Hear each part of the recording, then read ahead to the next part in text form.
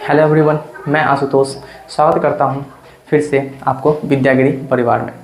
तो हम लोग पढ़ रहे थे रसायन विज्ञान। रसायन विज्ञान में हम लोगों ने कल यानी पिछले वीडियो में पिछले क्लास में हम लोगों ने पढ़ा था, क्या पढ़ा था? रासायनिक समीकरण और रासायनिक समीकरण लिखने के नियम भी पढ़ा था हम लोगों ने। ठीक है। अब उसके बाद पढ़ा था रासायनिक समीकरण को लिख तो दिए, संतुलित और असंतुलित भी किया था। उसके बाद रासायनिक समीकरण को संतुलित कैसे करना था वो भी बताया था। ठीक है, आगे हम लोग आज पढ़ेंगे रासायनिक अभिक्रियाओं के प्रकार। डिफरेंट टाइप्स के रासायनिक अभिक्रियाएं होती है और पढ़ेंगे एलपीजी के बारे में। थोड़ा सा ही है, ज़्यादा बड़ा नहीं है आज। तो चलिए आगे चलते हैं। तो ये है कल का होमवर्क आपको दिए थे कि ये संतुलित करना। तो आप लोगों ने संतुलित कर लिया होगा, नहीं किया होगा तो हम बता देते हैं। ये क्या है कि हाइड्रोजन 2 1 3, इधर कितने हैं 2। अच्छा ठीक है, इसको अगर हम 4 कर देते हैं, यहाँ भी 2 कर देते हैं, तो 2 2 4 हो गया। ठीक है, ऑक्सीजन भी 2 ऑक्सीजन भी 2, सोडियम 2 तो इधर भी 2 कर देते हैं, हो गया संतुलित। ठीक है, तो आगे चलते हैं। ये है आपका क्वेश्चन प्रीवियस ईयर। ठीक है, इसमें क्या कह रहा है जरा देखिए कि सोडियम सल्फेट बेरियम क्लोराइड के साथ अभिक्रिया करता है। तो इसका क्या बताना है कि संतुलित समीकरण लिखिए। संतुलित समीकरण लिखना है, कैसे लिखेंगे? सोडियम सल्फेट यानी Na2SO4 plus barium chloride BaCl2, barium chloride अभिक्रिया करता है तो क्या बनाता है? ये बनाएगा BaSO4 प्लस NaCl। ठीक है, अब इसको संतुलित करना है, संतुलित रासायनिक समीकरण लिखना है। ये तो संतुलित नहीं है तो संतुलित कर देते हैं। संतुलित करने में क्या जाता है, कुछ नहीं, अभी कर देते हैं। देखिए इधर 2 है, उधर 1 है सोडियम, इधर 2 है क्लोरीन, उधर 1 है, तो यहाँ पे 2 लगा देते हैं। यहाँ पे 2 लगाएंगे, हो गया संतुलित। देखिए ठीक है, बाकी ठीक है। दूसरा क्वेश्चन क्या है?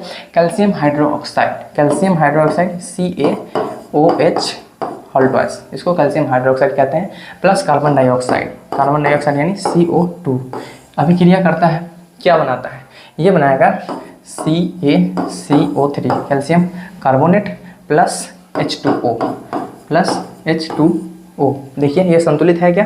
ये संतुलित है। ठीक है, 2 4 ऑक्सीजन, इधर 3 1 4 ऑक्सीजन, 2 हाइड्रोजन, कैल्शियम 1 कार्बन 1 संतुलित है। तो ये है दूसरा का आंसर, ये है पहला का आंसर। ठीक है, समझ गए होंगे आप लोग। चलिए आगे चलते हैं। आगे है हमारा रासायनिक समीकरण को संतुलित करने का महत्व। सर हम लोग तो कर रहे थे संतुलित, क्यों कर रहे थे? पहला तो था कि संतुलित करना है क्योंकि द्रव्यमान को संरक्षण के नियम का पालन करना है। अब कर दिए, अब इसका कोई उपयोग भी है, लाभ भी है। लाभ है, क्या लाभ है? देखिए अभिक्रिया में इससे लाभ है कि अभिक्रिया में भाग लेने वाले अभिकारकों या अभिक्रिया के फलस्वरूप बनने वाले प्रतिफलों की परमाणु संख्या या अणुओं की जानकारी देता है, पूरा जानकारी देता है। ठीक है, उसके बाद देखिए अभिकारकों में प्रतिफल के मोलों के अनुपात की जानकारी देता है। मोल मतलब होता है जैसे कि आप लोग खरीदने जाते होइएगा आलू खरीदते हैं 1 किलो, तो 1 किलो में कितने आलू आते हैं? 1 किलो जो बोल रहे हैं हम, 1 किलो हुआ मोल, और जितने आलू आए तो वो होंगे परमाणु संख्या नहीं, परमाणु भार। ठीक है, एक आलू में जितना होगा परमाणु भार, सारे अलग अलग होंगे, उस सबको ऐड कर देंगे तो हो जाएगा 1 किलो आलू। तो वही 1 किलो जो है उसको बोलेंगे मोल। ठीक है, आगे हम लोग बताएंगे इसमें एग्जाम्पल में। वह अभिक्रिया एवं प्रतिफल द्रव्यमान के अनुपात की जानकारी देता है। द्रव्यमान यानी वेट। ठीक है, जैसे देखिए इसमें क्या है? नाइट्रोजन के क्या है? 2 परमाणु हैं। ठीक है, हाइड्रोजन के कितने परमाणु हैं? 2 और 3 6, 2 तिहाई 6 परमाणु। इसमें देखिए ये है NH3 अमोनिया के कितने परमाणु हैं? परमाणु नहीं है, ये अणु है। अणु क्यों है? हमने पहले वीडियो में बताया था परमाणु अणु में अंतर, तो आप लोग समझ गए होंगे ये अणु क्यों है। ठीक है, तो इसमें कितने हैं? 2 हैं अणु। किसके अणु हैं? 2 नाइट्रिक है ना, नाइट्रिक अम्ल के 2 अणु हैं। ठीक है, अब मोल, इसके कितने मोल हैं? इसके पीछे देखिए 1 ही है ना, 1। इसके पीछे कितने हैं? 3 मोल। इसके पीछे कितने? 2 मोल। ठीक है, अब द्रव्यमान ये क्या है? 28 ग्राम कैसे हो गया? कैसे? ये नाइट्रोजन का परमाणु संख्या 7 और 7 परमाणु संख्या है तो परमाणु द्रव्यमान कितना होगा? यानी 7 का डबल 14। एक नाइट्रोजन का 14 परमाणु द्रव्यमान, यहाँ पे 2 है तो 2 से मल्टीप्लाई कर दीजिए, यानी 28 इंटू का परमाणु द्रव्यमान 28 ग्राम। ठीक है, वैसे ही हाइड्रोजन का परमाणु संख्या 1, वेट 2, तो 2 तिहाई 6 ग्राम द्रव्यमान हो गया। तो बना कितना? देखिए ये NH3 बन गया 34 ग्राम। तो ये देखिए 34 ग्राम ये है और इन दोनों को भी ऐड कीजिए तो 8 और 14 34 ग्राम ये भी है। यानी आपने देखा कंजर्वेशन ऑफ मास यानी द्रव्यमान संरक्षण का नियम, जितना इधर द्रव्यमान है उतना ही द्रव्यमान बना, घटा बढ़ा नहीं कहीं, ठीक है ना। तो ये पालन करता है। क्यों करे, कब करेगा, अगर हम यहाँ पे 2 नहीं लिखते तो पालन नहीं करता ना जी। यहाँ पे 2 नहीं लिखते तो ये कितना आता, 34 का आधा हो जाता 17, तो पालन ही नहीं कर पाता। तो इसीलिए संतुलित करना जरूरी है और उसका महत्व ये है, ठीक है। आशा करते हैं समझ में आया होगा। तो आज हम लोग शुरू करते हैं रासायनिक अभिक्रियाओं के प्रकार। कितने प्रकार के होते हैं रासायनिक अभिक्रिया? रासायनिक अभिक्रिया जनरली 5 प्रकार के होते हैं। ये देखिए अभी आपके सिलेबस में 5 प्रकार का पढ़ना है, होते तो बहुत सारे हैं, ठीक है। पहला है संयोजन अभिक्रिया। संयोजन अभिक्रिया मतलब दो एलिमेंट, 2 तत्व, 2 परमाणु या 2 अणु मिलकर किसी एक ही परमाणु का या एक ही अणु का निर्माण करेगा, उसको बोलेंगे संयोजन। संयोजन मतलब जुड़ना, जुड़कर, ठीक है। यह होता है वियोजन यानी अपघटन, इसमें टूट जाता है, टूटकर अलग अलग बन जाएंगे। अवक्षेपण अभिक्रिया, इसमें क्या होता है कि अवक्षेप बन जाता है रिजेक्शन के बाद, अभिक्रिया के बाद। जैसे बताया था कि दूध को खुले छोड़ दीजिए तो वो फट जाएगा, पनीर बन जाएगा। तो पनीर क्या हुआ, अवक्षेप हुआ, है ना। तो वैसा अभिक्रिया अवक्षेपण अभिक्रिया में आएगा। अब है विस्थापन अभिक्रिया। विस्थापन अभिक्रिया में क्या होता है कि एक एलिमेंट दूसरे एलिमेंट को विस्थापित कर देता है। क्यों? जैसे आप लोग देखते हुइएगा जो समाज में कि जो आदमी तनका ज़्यादा पावरफुल है तो वो अपने छोटे लोगों को दबा देता है, तो वही है ये विस्थापन अभिक्रिया, वैसा ही है, बताएंगे आगे। फिर है ऑक्सीकरण एवं अपकरण अभिक्रिया, इसको बोल देते हैं उपचयन एवं अपचयन अभिक्रिया, ठीक है। तो इंग्लिश में इसको बोलते हैं ऑक्सीडेशन एवं रिडक्शन रिएक्शन, ठीक है। तो इसके बारे में हम लोग जानकारी में आगे पढ़ेंगे। तो पहला है कॉम्बिनेशन रिएक्शन यानी संयोजन अभिक्रिया। पहले बताया था मैंने कि 2 एलिमेंट या 2 तत्व मिलकर एक ही यौगिक का निर्माण करेंगे या एक ही पदार्थ का निर्माण करेंगे। एक ही पदार्थ का निर्माण करेंगे, ज़्यादा नहीं होगा, ठीक है। तो उसको बोलेंगे संयोजन अभिक्रिया। इधर ज़्यादा हो सकता है, 2 से 3 भी हो सकता है। रिएक्ट करके एक ही प्रतिफल का निर्माण करेंगे। हमने लिखा है, देखिए रासायनिक क्रिया जिसमें 2 या अधिक पदार्थ तत्व होगा, ये यौगिक पदार्थ तत्व भी हो सकता है और यौगिक भी हो सकता है, परस्पर संयोग करके केवल एक ही नए पदार्थ का निर्माण करते हैं, तभी वो संयोजन अभिक्रिया है, ठीक है। अब ये हमने ये प्रिंसिपल है, ये मतलब जनरल फार्मूला होता है ये। अब इसका एग्जाम्पल क्या होता है, एग्जाम्पल बताते हैं आपको। जैसे कि H2 + O2 ये बना दिया H2O, ठीक है। ये कौन सा अभिक्रिया है, ये है संयोजन अभिक्रिया। समझ में आया ना। देखिए 2 है, 2 मिलकर बना दिया एक संयोजन अभिक्रिया, ठीक है। चलिए आगे चलते हैं। आगे है वियोजन या डिकम्पोजिशन रिएक्शन। वियोजन अलग हो जा रहा है ना, टूट कर अलग हो जा रहा है। इसे देखिए ये एक ही था A B अलग अलग, बट यहाँ देखिए अलग हो गया, अलग हो गया ना, इसको बोलेंगे वियोजन अभिक्रिया, ठीक है। 2 हो गया, 2 से ज़्यादा भी हो सकता है, बट इधर एक ही होंगे, इधर एक ही होंगे, है ना। वह अभिक्रिया जिसमें केवल एक पदार्थ यौगिक ही होगा, यहाँ तत्व नहीं होगा, क्योंकि तत्व 2 भाग में टूट ही नहीं सकता, वो तो सबसे छोटा होता है, ठीक है। तो वो अधिक सरल पदार्थ में तत्व या यौगिक बनाते हैं, उसे वियोजन अभिक्रिया कहते हैं, ठीक है। अब जैसे कि हमने लिखा क्या लिखा था हमने, एग्जाम्पल देते हैं आपको NH3 टूटेगा N2 + H2 में, ये वियोजन अभिक्रिया का एग्जाम्पल है। N2 इधर ये संतुलित है क्या, ये संतुलित नहीं है, तो इसको संतुलित कर देते हैं, देखिए इधर 2 नाइट्रोजन है, इधर एक ही है, तो इधर कर देते हैं 2 हाइड्रोजन हो गए 6, इधर कर देते हैं 3 6। तो ये है वियोजन अभिक्रिया का एग्जाम्पल, ठीक है। इसमें देखिए एक ही 2 भाग में टूट गया, 2 से ज़्यादा में भी टूट सकता है, ठीक है। तो चलिए आगे चलते हैं। आगे है विद्युत अपघटन अभिक्रिया। हाँ, ये भी अपघटन अभिक्रिया का ही पार्ट है, ठीक है। वहाँ पे अपघटन हो रहा था, यहाँ पे अपघटन हो रहा था। अच्छा, अपघटन हो रहा था तो एक और बताते हैं, जैसे कि एक सेकेंड आगे ही बताते हैं। विद्युत अपघटन में एक एग्जाम्पल है CaCO3 कैल्शियम कार्बोनेट। इसको हम लोग गर्म करेंगे तो क्या बनेगा, CaO + CO2। देखिए तो क्या हुआ, ये अपघटन अभिक्रिया ही है, लेकिन ये विद्युत अपघटन अभिक्रिया नहीं है, ये सिर्फ अपघटन अभिक्रिया है, ठीक है। तो विद्युत अपघटन अभिक्रिया में क्या अंतर है, उसमें अंतर है कि हम विद्युत पास करते हैं, विद्युत पास करेंगे तब वो अभिक्रिया होगा। यहाँ पे गर्म किए तब अभिक्रिया हुआ, वहाँ पे विद्युत पास करेंगे, इलेक्ट्रिक करंट पास करेंगे तब वो अभिक्रिया होगा, तो उसको बोलेंगे विद्युत अपघटन अभिक्रिया, ठीक है। जैसे एग्जाम्पल देते हैं हम NaCl, इसको अगर हम इसके विलयन में, विलयन मतलब होता है इसके और पानी को थोड़ा मिक्स कर दीजिए तो उसको कहेंगे विलयन। तो इसके विलयन में अगर हम विद्युत धारा ठीक है। विद्युत धारा अगर इसके थ्रू पास कराएंगे तो ये बन जाएगा NaCl, ठीक है, Na+Cl बन जाएगा, ठीक है। अच्छा, ये Na+Cl में दो भाग में टूट जाएगा, दो भाग में टूट जाएगा। अब कौन कहाँ जाएगा? ये क्लोरीन है, क्लोरीन चला जाएगा एनोड पे, एनोड मतलब पॉजिटिव टर्मिनल पे चला जाएगा। बैटरी में दो होता है ना जी, पॉजिटिव एक निगेटिव, तो क्लोरीन आ जाएगा निगेटिव पे और सोडियम आ जाएगा कैथोड, कैथोड यानी पॉजिटिव पे, कैथोड यानी निगेटिव टर्मिनल पे सोडियम आ जाएगा, ठीक है। चलिए आगे चलते हैं, इसी को बोलते हैं वैद्युत अपघटन अभिक्रिया, ठीक है। आगे अवक्षेपण अभिक्रिया। अवक्षेपण अभिक्रिया मतलब उसमें जब दो पदार्थ रिएक्ट करेंगे, दो पदार्थ अभिक्रिया कर एक सॉलिड का निर्माण करेंगे, उसको बोलेंगे अवक्षेपण, सॉलिड का निर्माण करेंगे। जैसे वह रासायनिक अभिक्रिया जिसमें कोई प्रतिफल ठोस के रूप में विलयन से पृथक हो जाता है, उसको बोलते हैं अवक्षेपण अभिक्रिया। अब अवक्षेपण की अभिक्रिया का उदाहरण बताते हैं, जैसे कि NaCl प्लस AgNO3, हाँ। अब ये अभिक्रिया करेगा, अभिक्रिया करके क्या बनाएगा? ये अभिक्रिया करके बनाएगा NaNO3 plus AgCl, silver chloride, ठीक है। अब बताइए इसमें अवक्षेप कौन है? अवक्षेप कौन है? ये है अवक्षेप। अवक्षेप को हम लोग नीचे के एरो से दिखाते हैं, अवक्षेप वो सॉलिड टाइप में बन जाएगा। तो ये है अवक्षेपण अभिक्रिया का एग्जाम्पल। NaCl AgNO3, NaNO3 यानी सोडियम नाइट्रेट में बन जाएगा और सिल्वर क्लोराइड बन जाएगा, ठीक है। सिल्वर क्लोराइड क्या होगा? अवक्षेप होगा, वो है अवक्षेपण अभिक्रिया। अब है डिस्प्लेसमेंट अभिक्रिया, इसमें बहुत कन्फ्यूजन होता है, तो इसको गौर से समझिएगा, ठीक है। क्या है? वह रासायनिक अभिक्रिया जिसमें अधिक क्रियाशील तत्व कम क्रियाशील तत्व या यौगिक को प्रतिस्थापित कर देता है, उसके जगह वो अपना जगह ले लेगा।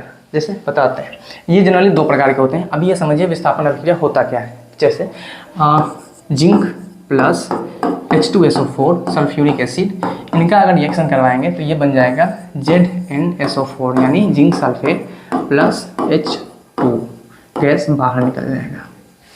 तो आप देख रहे हैं यहाँ पे क्या था? H2SO4 था। H2SO4 कहाँ गया? H2SO4, H2 के जगह पे जिंक अपना स्थान ले लिया, यानी H2 को विस्थापित कर दिया, है ना। तो जिंक क्या है? ये ज़्यादा क्रियाशील है, ये ज़्यादा क्रियाशील है जिंक, इसीलिए ये हाइड्रोजन को हटा दिया और खुद अपनी जगह ले लिया। तो इस अभिक्रिया का बोलेंगे विस्थापन अभिक्रिया। अभी इसमें मत जाइए कि ये एकल विस्थापन है या उभय विस्थापन है, सिर्फ समझिए ये विस्थापन है, ठीक है। अब आगे हम लोग पढ़ते हैं कि विस्थापन हो गया तो अब कौन सा विस्थापन है। पहला विस्थापन है एकल विस्थापन अभिक्रिया। इसमें मतलब एक ही विस्थापन होगा, है ना, एक ही विस्थापन। जैसे देखिए ये है AB, ये A, ये B, ठीक है। अब ये C, इन दोनों के साथ रिएक्शन हुआ तो देखिए A रह गया बट B जो है C के साथ जुड़ गया। तो ये क्या है? एकल विस्थापन अभिक्रिया है, एक ही किसी दूसरे के साथ जुड़ गया, है ना। तो इसको एकल विस्थापन अभिक्रिया बोलते हैं। जैसे इसको लिखना हो तो कैसे लिखेंगे? वह रासायनिक अभिक्रिया जिसमें किसी यौगिक के एक तत्व को दूसरे तत्व से प्रतिस्थापित कर दिया जाता है ना, तो उसको बोलते हैं एकल विस्थापन अभिक्रिया। जैसे अभी मैंने एग्जाम्पल दिया था Zn प्लस H2SO4, ये अभिक्रिया करके क्या बनाएगा? ZnSO4 zinc sulphate plus H2 hydrogen. ये देखिए इसमें एक ही ये एलिमेंट था, एक ही ये था जिंक। जिंक क्या था? जो हाइड्रोजन को रिप्लेस कर दिया, हाइड्रोजन को हटा दिया और खुद बैठ गया SO4 के जगह। तो ये है एकल विस्थापन अभिक्रिया, क्योंकि एक ही विस्थापन हुआ, ठीक है। इसको बोलेंगे एकल विस्थापन अभिक्रिया, ठीक है। तो आगे चलते हैं उभय विस्थापन अभिक्रिया। उभय विस्थापन, उभय मतलब क्या होता है? दो। यहाँ पर होगा दो विस्थापन। दो विस्थापन कैसे होगा तो वो बताते हैं। पहले क्या है? देखिए ABCD दो है। अब ये दोनों आपस में रिएक्ट करेंगे, अदला बदला हो जाएगा। जैसे अभी आई थी एक मूवी, आपको शायद याद होगा कि उसकी भी अदला बदली हो जाता है ना। तो ये वही है, अदला बदला हो जा रहा है। ये AB है और ये CD है, तो इसका कोई इसके साथ आ जाएगा, इसका कोई इसके साथ चला जाएगा। जैसे देखिए A के साथ B आ गया, C के साथ B आ गया, है ना। तो ये दोनों में हेरफेर हो जा रहा है, तो इसको बोलेंगे उभय विस्थापन अभिक्रिया। अच्छा, उभय विस्थापन अभिक्रिया लिखेंगे कैसे? तो वो ये लिखेंगे, वह रासायनिक अभिक्रिया जिसमें आयनिक यौगिक अपना आयन दो तरीके के होते हैं, धनायन और ऋणायन, आपस में बदल लेते हैं उसे, जिससे दो नए यौगिक बनते हैं, ठीक है। तो इसको बोलेंगे। तो इसका एग्जाम्पल देखते हैं उभय विस्थापन अभिक्रिया का। उभय विस्थापन अभिक्रिया का एग्जाम्पल क्या है? Na2SO4 sodium sulphate barium chloride BaCl2 इसके साथ अभिक्रिया करता है। ये हम पीछे बताए थे ना, हाँ। तो सोडियम पे क्या होता है? इस पे होता है प्लस, इस पे होता है माइनस। बेरियम पे होता है प्लस, इस पे होता है माइनस, ठीक है। अब ये अभिक्रिया करेगा, अभिक्रिया करके क्या बनाएगा, अभिक्रिया कर दिया, अभिक्रिया करके क्या बनाएगा, अवक्षेप बनता है, पीछे बताया था हमने, बताया था क्या होगा, NaCl plus BaSO4, barium sulphate, ये यहाँ पे 2 आएगा तब संतुलित हो जाएगा, ठीक है। तो BaSO4, अब देखिए इसमें ये था पॉजिटिव, ये है पॉजिटिव, ये है निगेटिव, ये है पॉजिटिव, ये है निगेटिव, देखिए बेरियम पॉजिटिव वो निगेटिव। अब देखिए इसमें क्या हुआ, सल्फेट निगेटिव था, सल्फेट के साथ था सोडियम था। अब यहाँ देखिए सल्फेट निगेटिव है, इसके साथ क्या आ गया, बेरियम, विस्थापन। फिर देखिए यहाँ पे बेरियम के साथ क्लोरीन था, इधर देखिए बेरियम के साथ सल्फेट आ गया, क्लोरीन के साथ सोडियम आ गया, यानी दोनों अपना अदल बदल चेंज कर लिया, अपना जगह दोनों चेंज कर लिया, ये यहाँ है ना। तो इसको क्या बोलेंगे, दोनों चेंज कर लिया तो इसको बोलेंगे उभय विस्थापन अभिक्रिया, दोनों विस्थापित हो गया, उभय विस्थापन अभिक्रिया।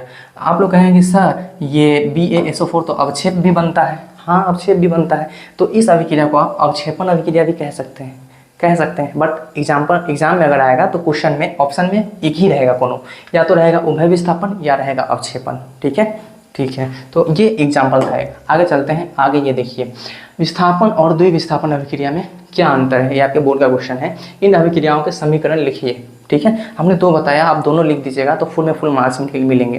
पहले ये 2 नंबर का क्वेश्चन है, देखिए 2 नंबर लिखा है, इसमें आप पहले ये लिख सकते हैं दोनों का डेफिनेशन लिखेंगे, विस्थापन और द्विविस्थापन। ऐसा कॉलम बना लीजिएगा, इधर लिख लीजिएगा विस्थापन, इधर लिख लीजिएगा द्विविस्थापन।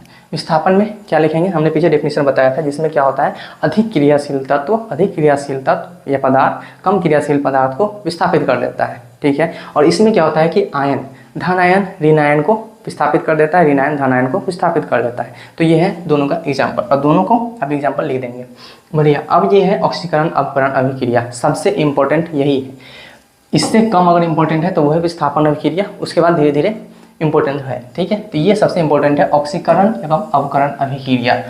इसमें 2 नाम आप देख रहे होंगे, एक है ऑक्सीकरण और एक है अवकरण, ठीक है।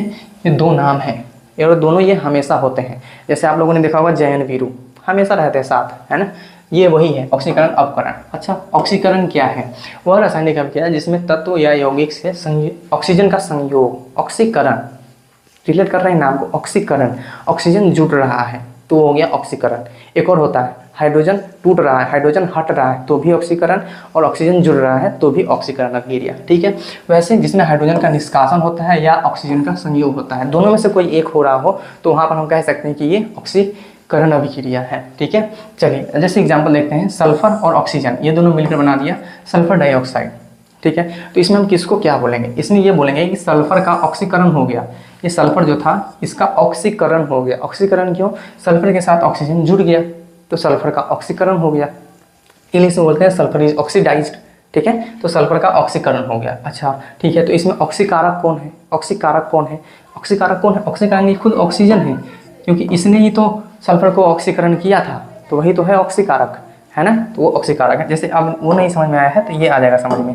जैसे देखिए हाइड्रोक्लोरिक एसिड, मैग्नीज ऑक्साइड, इनके साथ अभिक्रिया करके क्या बनाया, मैग्नीज क्लोराइड H2O + Cl2, ये बना दिया। अब इसमें देखिए क्या हुआ, HCl में ऑक्सीजन है क्या, नहीं है, इसमें ऑक्सीजन है नहीं है, यहाँ पे H के साथ क्या हुआ, ऑक्सीजन जुड़ गया, यहाँ पे HCl का क्या हो गया, ऑक्सीकरण हो गया, बट ऑक्सीकरण तो हो गया HCl का, लेकिन ऑक्सीकारक कौन है, ऑक्सीकारक ये है, ऑक्सीकारक ये है, जिसके पास ऑक्सीजन होगा वही तो ऑक्सीकारक होगा, तो इसको बोलेंगे ऑक्सीकारक। ये हम ऐसा नहीं है कि हवा में बता रहे हैं, ये आपके क्वेश्चन एग्जाम में पूछा है कि कोई रिएक्शन दे दिया था, बोला था कि आप बताइए कि इसमें कौन ऑक्सीकारक है, तो जिसके पास ऑक्सीजन होगा वही तो ऑक्सीकारक होगा, है ना, तो वही ऑक्सीकारक है, ठीक है। अब है अवकरण अभिक्रिया, उसके जस्ट अपोजिट है अवकरण, ऑक्सीकरण का अपोजिट अवकरण। उसमें क्या था कि हम ऑक्सीजन का जुड़ गया तो वो हो गया ऑक्सीकरण, या हाइड्रोजन हट गया तो हो गया ऑक्सीकरण। इसमें क्या है कि हाइड्रोजन जुड़ गया, ऑक्सीजन हट गया, दोनों में से कोई एक हो गया अवकरण। तो दोनों क्या है, एक दूसरे से उल्टा है। इसमें वही है, देखिए किसी यौगिक से हाइड्रोजन का संयोग जुड़ गया या किसी यौगिक से ऑक्सीजन का निष्कासन हट गया तो वो हो गया क्या हो गया, अवकरण अभिक्रिया। अब देखिए जैसे H2 और Cl2 ये दोनों मिलकर बना दिया 2HCl बना दिया। अब देखिए इसमें क्या हुआ, हाइड्रोजन क्लोरीन से जुड़ गया, तो ये कौन सा अभिक्रिया है, ये है ऑक्सीकरण नहीं है, यह है अवकरण अभिक्रिया। ठीक है, क्यों? क्योंकि हाइड्रोजन इसमें जुड़ रहा है। अगर यही अगर जैसे कि अगर HCl है, HCl अगर H2 प्लस Cl2 में टूट जाता तो इसको हम बोलते क्या? इसको हम बोलते ऑक्सीकरण अभिक्रिया। क्यों बोलते? क्योंकि ये हाइड्रोजन जो है ना टूट रहा है, हाइड्रोजन अलग हो रहा है क्लोरीन से, है ना, तो इसको बोलते हैं हम लोग ऑक्सीकरण अभिक्रिया। बट ये क्या है? अवकरण अभिक्रिया। डिफरेंस समझ में आया? आशा करते हैं समझ में आया होगा डिफरेंस। ठीक है, चलिए आगे चलते हैं। इसमें क्या हुआ? क्लोरीन का अवकरण हो गया, क्लोरीन का अवकरण हो गया क्योंकि हाइड्रोजन उससे जुड़ गया तो इसका अवकरण हो गया। ठीक है, तो इसमें आगे देखते हैं, कॉपर ऑक्साइड हाइड्रोजन इसके साथ जुड़ गया। अब देखिए क्या होता है, कॉपर ऑक्साइड हाइड्रोजन के साथ ऑक्सीजन जुड़ गया। अच्छा, तो ये देखिए इसमें क्या हुआ? CuO यानी कॉपर ऑक्साइड का अवकरण हो गया, यानी कॉपर ऑक्साइड से ऑक्सीजन हट गया, है ना, ऑक्सीजन हट गया। तो ऑक्सीजन हट गया तो क्या हुआ? ऑक्सीकरण नहीं, ऑक्सीजन हट गया तो हो गया अवकरण। ऑक्सीजन जुड़ेगा तब होगा ऑक्सीकरण। ठीक है, तो यहाँ पे क्या हुआ देखिए, कॉपर ऑक्साइड से ऑक्सीजन हट गया और जुड़ गया हाइड्रोजन से। हाइड्रोजन से आप तो कहिए कि सर इससे हट रहा है लेकिन इससे तो जुड़ रहा है, हाइड्रोजन से जुड़ जा रहा है। कॉपर से तो हट गया लेकिन हाइड्रोजन से जुड़ जा रहा है, जुड़ जा रहा है ना, तो ये तो ऑक्सीकरण भी है। हाँ, यहीं पे पॉइंट फंसती है कि ऑक्सीकरण और अवकरण अभिक्रिया हमेशा साथ साथ होती है। आप ये नहीं कह सकते कि ये ऑक्सीकरण है ये अवकरण है ना, दोनों हमेशा साथ साथ होती है। बताया था मैंने, जैन वीरू हमेशा साथ साथ रहेंगे। ठीक है, वही देखिए कॉपर ऑक्साइड हाइड्रोजन, इसमें क्या हुआ? कॉपर ऑक्साइड का तो अवकरण हो गया यानी इससे ऑक्सीजन छूट गया, बट हाइड्रोजन का तो ऑक्सीकरण हो गया ना, क्योंकि हाइड्रोजन के साथ ऑक्सीजन जुड़ गया, है ना, तो इसका ऑक्सीकरण हो गया। हाइड्रोजन का क्या हो गया? इसका हो गया ऑक्सीकरण, हाइड्रोजन का हो गया ऑक्सीकरण, लेकिन इसका क्या हो गया? इसका हो गया अवकरण। अवकरण क्यों हुआ? क्योंकि इससे ऑक्सीजन हट गया, ऑक्सीजन हट गया यानी ऑक्सीजन इससे हट गया। छोड़ देते इसको, क्यों लिखे? ऑक्सीजन का हट गया, इसमें क्या हुआ? ऑक्सीजन इससे जुड़ गया तो हो गया इसका ऑक्सीकरण हाइड्रोजन का, और कॉपर ऑक्साइड का अवकरण हो गया। ठीक है, इस अभिक्रिया को रेडॉक्स रिएक्शन भी कहते हैं क्योंकि दोनों साथ साथ होती है ना, तो रेडॉक्स रिएक्शन भी कहते हैं। एक अलग नाम है, स्पेशल आदमी का स्पेशल नाम होता है, वैसे ही स्पेशल अभिक्रिया है, इसका स्पेशल नाम है एक रेडॉक्स अभिक्रिया, रेडॉक्स अभिक्रिया। ठीक है, अब दूसरा एग्जाम्पल देखिए, जैसे कि H2S क्लोरीन के साथ अभिक्रिया किया क्या बनाया? HCl और सल्फर। ये देखिए क्या हुआ इसमें, आप बता सकते हैं ये क्या है? ये ऑक्सीकरण अवकरण अभिक्रिया है। कैसे आप कहेंगे? देखिए H2S है, ये क्लोरीन है, अब हाइड्रोजन से सल्फर तो हट गया बट हाइड्रोजन से क्लोरीन जुड़ गया ना, तो जैसे ही जुड़ा तो क्या हो गया? ये अवकरण हो गया, अवकरण हो गया। अच्छा, ये जुड़ने के लिए सल्फर से हटा भी तो होगा, सल्फर से हाइड्रोजन हटा भी तो होगा कि ऐसे ही जुड़ गया? नहीं, सल्फर से हाइड्रोजन हट गया, तो हट गया, हाइड्रोजन हट गया तो क्या हो गया? ऑक्सीकरण। हाइड्रोजन जुड़ गया तो क्या हो गया? अवकरण। तो यानी दोनों साथ साथ चलते हैं, यहाँ पे ऑक्सीकरण और अवकरण दोनों हैं, दोनों अभिक्रिया है। ठीक है, तो ये इसमें आप ये बता सकते हैं कि H2S को क्या हुआ और क्लोरीन का क्या हुआ, ये आप कमेंट में बताएंगे कि इसमें अवकरण किसका हुआ और ऑक्सीकरण किसका हुआ, ये आप बता सकते हैं, बताएंगे जरूर कमेंट में। ठीक है, तो ये आपके लिए क्वेश्चन है। क्या है क्वेश्चन? इस अभिक्रिया से आप लोग परिचित होंगे, शायद परिचित होंगे, नहीं होंगे तो आप लोग बायोलॉजी में हो जाएंगे जब हम लोग श्वसन पढ़ेंगे उसमें। इसमें क्या होता है कि ये बनता है ग्लूकोज, खाना खाए ग्लूकोज बन गया, ये बन गया, सांस लिए ऑक्सीजन आ गया। अब ये रेट करके बना देता है कार्बन डाइऑक्साइड, सांस छोड़ दिया, कार्बन डाइऑक्साइड, जल यानी यूरिन प्लस ऊर्जा बनता है एनर्जी, जिससे हम लोग चलते हैं, फिरते हैं, बोल पाते हैं, बॉडी में जरूरत पड़ती है उसकी। तो ये आपको बताना है कि ये कौन सा रिएक्शन है, ऑक्सीकरण है, अवकरण है, संयोजन है या अपघटन है, या कौन सा विस्थापन है, कौन सा अभिक्रिया है। कमेंट कीजिएगा, मैं सही जवाब को पिन कर दूंगा। ठीक है, अब आपके सिलेबस में, आपके बुक में ये भी है कि दैनिक जीवन में ऑक्सीकरण अभिक्रिया का क्या प्रभाव है। ऑक्सीकरण अभिक्रिया हमारे दैनिक जीवन में भी होता है।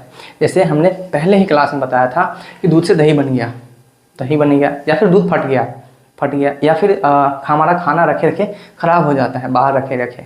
क्यों हो जाता है ख़राब? इसलिए हो जाता है क्योंकि वहाँ पर ऑक्सीकरण अवकरण अभिक्रिया हो जाता है। ठीक है, जैसे भोजन का पचना, यह भी ऑक्सीकरण अवकरण अभिक्रिया है। जहाँ भी ऑक्सीजन जुड़ रहा है, ऑक्सीकरण अवकरण अभिक्रिया। ठीक है, ऑक्सीजन जुड़ रहा होगा तो हाइड्रोजन निकल रहा होगा, या कुछ ना कुछ तो निकल ही रहा होगा, ऑक्सीकरण अवकरण अभिक्रिया। जैसे भोजन का दुर्गंधित होना, वही खाना खराब हो गया। ठीक है, रेफ्रिजरेटर में रखते हैं तो वो भी दुर्गंधित हो जाता है एक समय के बाद, बट उसमें क्या होता है, धीरे धीरे होता है रिएक्शन, बहुत धीरे होता है रिएक्शन, ठीक है। ये अब है संक्षारण। संक्षारण के बारे में हम लोग डीप में पढ़ेंगे धातु अधातु में, क्योंकि संक्षारण हमेशा लगभग धातु में ही होती है। धातु में होते हैं संक्षारण, जैसे कि लोहे में जंग लगना, उसको बोलते हैं संक्षारण, इंग्लिश में बोलते हैं कोरोजन। अब है दहन। दहन मतलब जैसे कि हम लोग खाना बनाते हैं, खाना बनाने के लिए आग लगाना पड़ता है, जलाना पड़ता है, तो वो जलाने के लिए दहन मतलब होता है वो जलाने के लिए ऑक्सीजन की ज़रूरत होती है। अगर ऑक्सीजन नहीं है तो वो क्या होता है कि दहन हो ही नहीं सकता, आग लग ही नहीं सकता। तभी तो आप लोग देखते होंगे कि जब हम लोग किसी घर में या किसी में आग लग जाता है किसी जगह पे, तो फायर एक्सटिंग्विशर का यूज़ करते हैं। उसमें क्या होता है, कुछ नहीं होता, उसमें कुछ गैसेस होती हैं, जो गैस क्या करते हैं वहाँ पे ऑक्सीजन को हटा देते हैं, वहाँ पे सिर्फ कार्बन डाइऑक्साइड ले आते हैं। सिर्फ कार्बन डाइऑक्साइड आने से क्या होता है, ऑक्सीजन ब्लॉक हो गया, आया ही नहीं, तो वो आग अपने आप बुझ जाता है। ठीक है, तो उसको बोलते हैं दहन। चलिए अब लास्ट है यहाँ पर, इस चैप्टर का लास्ट टॉपिक है, क्या है, एलपीजी। एलपीजी आप सब लोग जानते होंगे भली भांति, है ना, हमारे घर में आपके घर में एलपीजी आता ही है। अब ये क्या है, द्रवीभूत पेट्रोलियम गैस हिंदी में बोलते हैं, इसको इंग्लिश में बोलेंगे लिक्विफाइड पेट्रोलियम गैस। ठीक है, अब एलपीजी में क्या रहता है, एलपीजी में मुख्यतः एक गैस रहती है, मुख्यतः कौन सी गैस रहती है, ब्यूटेन। मुख्य अवयव उसी को बोलते हैं ब्यूटेन। क्या रहता है, ब्यूटेन, ये मुख्य रहता है, मतलब ये ज़्यादा मात्रा में रहता है, इसीलिए इसको मुख्य कर दिए। ठीक है, अब द्रवीभूत पेट्रोलियम गैस में एथेन, प्रोपेन और ब्यूटेन का मिश्रण होता है। ये 3 गैस होते हैं, बट सबसे ज़्यादा क्या होता है, ब्यूटेन। ठीक है, तो एग्जाम में आपके क्वेश्चन में आया है कि बताइए एलपीजी का मुख्य अवयव क्या है, तो मुख्य अवयव क्या है, ब्यूटेन है। ठीक है, कभी कभी ये फॉर्मूला भी पूछ लेता है कि बताइए ब्यूटेन प्रोपेन का फॉर्मूला क्या है, ये हम लोग पढ़ेंगे कार्बन एवं उसके यौगिक में। चलिए आपके लिए एक क्वेश्चन है, क्वेश्चन ये है एलपीजी में कि एलपीजी जब लीक करता है तो हमको गंध आती है, तो वो गंध का नाम क्या है, उस गंधक का नाम क्या है। आप लोग कमेंट करिएगा, जो सही जवाब देगा हम उसको पिन कर देंगे। ठीक है, ऐसा नहीं है कि ब्यूटेन और प्रोपेन महकता है, नहीं महकता है वो, उसको महकने के लिए कि अगर गैस लीक हो रहा है उसका पता करने के लिए अलग से कुछ मिलाया जाता है। उसका नाम क्या है, उस द्रव का नाम क्या है या उस गैस का नाम क्या है, आप लोग बताइएगा। ठीक है, चलिए ये कुछ आपके प्रीवियस ईयर क्वेश्चन है। जैसे ये देखिए, यहाँ पर रिएक्शन देखिए, H2O2 मिलकर एक बन गया, ये कौन सी अभिक्रिया है, यह संयोजन अभिक्रिया है। अभी तो बताया 2 पदार्थ मिलकर एक ही पदार्थ का निर्माण करेंगे, तो एक ही पदार्थ का तो बनाया, जल बनाया, संयोजन अभिक्रिया। बढ़िया, आगे चलते हैं। आगे क्या है, रासायनिक अभिक्रिया के दौरान पदार्थ में ऑक्सीजन का योग, ऑक्सीजन जुड़ गया, कौन सी अभिक्रिया, ऑक्सीकरण। ठीक है, तो यहाँ पे क्या होगा, ऑक्सीकरण यानी उपचयन अभिक्रिया। ठीक है, चलिए आगे चलते हैं। अब देखिए यहाँ पे आपको बताते हैं कि इंग्लिश पढ़ना क्यों जरूरी है। ये उपचयन है और ये अपचयन है, कन्फ्यूजन नहीं लग रहा थोड़ा सा, तो बट अब इंग्लिश में देखेंगे तो ये देखिए ऑक्सीडेशन रिडक्शन, ऑक्सीडेशन मतलब ऑक्सीजन का योग, तो यही से हमने मार दिया उपचयन। ठीक है, तो इंग्लिश भी थोड़ा पढ़ते रहिए, सही रहेगा। अब ये देखिए अभिक्रिया ZnCuSO4, ZnSO4 और कॉपर, ये कौन सी अभिक्रिया है बताइए। ये संयोजन है, विस्थापन है, वियोजन है या द्वि विस्थापन है, आप लोग बता सकते हैं। ये सिंपल है जी, देखिए जिंक इधर था, ये कॉपर था, सल्फेट था, कॉपर सल्फेट था, अब कॉपर सल्फेट की जगह पे जिंक सल्फेट हो गया, यानी जिंक कॉपर की जगह ले लिया, तो एक ही तो विस्थापन हुआ, दूसरा कुछ हुआ क्या, कुछ नहीं हुआ, तो ये क्या है, सिंपल विस्थापन अभिक्रिया है। ठीक है, सही है, चलिए आगे चलते हैं। श्वसन एक प्रकार की अभिक्रिया है। श्वसन कैसी अभिक्रिया है, श्वसन कैसी अभिक्रिया है, हम लोग सांस लेते हैं, क्या लेते हैं, जो भी चीज़ लेते हैं, बट काम तो ऑक्सीजन का ही आता है, तो वो क्या है, ऑक्सीडेशन अभिक्रिया है, यानी उपचयन अभिक्रिया है। चलिए आगे चलते हैं। निम्नलिखित में से कौन सा अपघटन अभिक्रिया के उदाहरण है, अपघटन अभिक्रिया यानी एक पदार्थ टूट जाएंगे 2 या 2 से अधिक पदार्थ में। ठीक है, तो इसमें देखिए कौन है जो टूट रहा है, कौन टूट रहा है भाई, टूट तो यही रहा है, एक देखिए, एक था और 2 में टूट गया, बाकी तो कोई टूट ही नहीं रहा, ये तो टूटा ही नहीं, ज्यों का त्यों लिख दिया कुछ उल्टा पुल्टा करके, है ना, तो यही है अपघटन अभिक्रिया। चलिए ये क्या है, ये देखिए, ये तो रिपीट हो गया क्वेश्चन, क्यों, ये क्या है, विस्थापन अभिक्रिया है। चलिए, मैग्नीशियम फीता को जलाया जाता है तो उत्पन्न आग की लौ कैसी होती है। मैग्नीशियम फीता को जलाते हैं तो उजला आग निकलता है। ठीक है, आगे चलते हैं। ये क्या है, ये कौन सी किस प्रकार की अभिक्रिया है, ये सारे प्रीवियस ईयर क्वेश्चन है आपके। जैसे ये देखिए, एक ही था 2 में टूट गया, यानी कौन सी अभिक्रिया, वियोजन अभिक्रिया, है ना। चलिए आगे चलते हैं। अभिक्रिया में जिस आयनों का आदान प्रदान होता है क्या कहते हैं, अभी बताया था हमने, पॉजिटिव करके नेगेटिव करके, क्या था, कौन सी अभिक्रिया था, उभय विस्थापन अभिक्रिया यानी द्वि विस्थापन अभिक्रिया। ठीक है, आगे क्या है, दूध से दही का बनना, कौन सा अभिक्रिया है बताइए। ये हट के है, जो भी पढ़ाया है ना उसमें से नहीं है ये दूध से दही का बनना ये होता है फर्मेंटेशन यानी उत्सर्जन, ये अलग ही है। ठीक है, चलिए इसको अलग से याद रख लेंगे। आगे चलते हैं, ये कौन सा अभिक्रिया है बताइए, निम्नलिखित में से ये कौन सा अभिक्रिया है, बता सकते हैं आप लोग। देखिए Fe2O3 और एमोनियम, Fe2O3 की जगह पे एल आ गया और Fe अलग हो गया, ये कौन सा अभिक्रिया है बताइए। द्वि विस्थापन तो लग नहीं रहा, क्यों नहीं लग रहा, क्योंकि विस्थापित तो एक ही हो रहा है ना, सिर्फ एल्युमिनियम की जगह पे आ गया, सॉरी विस्थापित तो सिर्फ एक ही हो रहा है ना, आयरन की जगह पे आ गया एल्युमिनियम, तो यानी ये विस्थापन अभिक्रिया है, द्वि विस्थापन नहीं है। द्वि विस्थापन होने के लिए दो होना चाहिए विस्थापित। ठीक है, चलिए ये जब किसी अभिक्रिया के समय पदार्थ में ऑक्सीजन की वृद्धि होती है, ऑक्सीजन बढ़ गया, कब बढ़ेगा भाई, जब जुड़ेगा तभी तो बढ़ेगा, तो ऑक्सीजन जुड़ गया, ऑक्सीजन जुड़ा इसका मतलब ऑक्सीडेशन, ऑक्सीडेशन मतलब उपचयन, ऑक्सीडेशन मतलब उपचयन अभिक्रिया। ठीक है, आगे चलते हैं। जिंक को आयरन सल्फेट के विलयन में डालने पर अभिक्रिया का समीकरण लिखें। Zinc plus iron sulphate FeSO4, इसको डाल दिया, अब क्या बनेगा, ये ZnSO4 बनेगा और प्लस Fe बाहर आ जाएगा। ये कौन सा अभिक्रिया है बताइए, समीकरण तो लिख दिया, अब ये कौन सी अभिक्रिया है, ये आपके लिए होमवर्क है, बताएंगे आप लोग कौन सी अभिक्रिया है। अब ये देखिए, रासायनिक समीकरण से प्राप्त होने वाले 3 सूचनाओं को लिखें।